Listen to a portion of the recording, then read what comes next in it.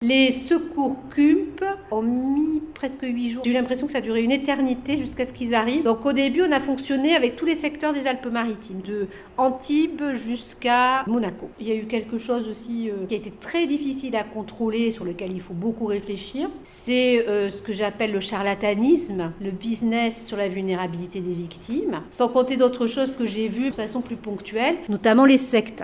Du 15 au 16 juillet, on a vu donc un maximum d'enfants entre 6 et 12 ans au début, et c'est surtout une population d'enfants d'âge moyen qui a été touchée. Le plus compliqué, c'est les gens qui cherchaient les autres membres de leur famille avec une photo, comme on voit dans les films américains. Il y a eu un moment comme ça de flottement, en tous les cas dans la première nuit, qui a été très compliqué. Alors la logistique informatique, catastrophe. On n'a pas pu compter les premières victimes parce qu'on n'avait pas les bons codes. Donc on s'est retrouvé confronté à toute une série de pratiques inhabituelles du jour au lendemain. Le plus horrible, ça a été préparer les familles aux annonces de décès. Tout ça, c'est du travail qui doit être anticipé. On a reçu aussi nos propres collègues. On n'était pas non plus vraiment préparés à ça. L'idée, c'était de contenir cette détresse, d'utiliser des consignes simples et des interventions précoces, surtout quand on avait des symptômes de stress aigu, où là, il fallait quand même intervenir le plus vite possible. À partir du 16 juillet, suite à la visite de Madame Touraine, nous avons été reconnus comme CUM pédiatrique. Et cette CUM pédiatrique, elle est restée ouverte jusqu'au 28 juillet, c'est-à-dire tant qu'il y avait un afflux important de personnes qui venaient. On a vu les patients, les enfants, les apparentés. Ça aussi, c'est une pratique à laquelle on n'était pas habitué. Donc on ouvrait de 9h du matin à minuit, avec un seul changement d'équipe, donc c'était assez épuisant. Et on a fait la coordination à 2 et tout le long. Les 4 CUM nationales, elles sont arrivées le 20 juillet. Et donc les principales missions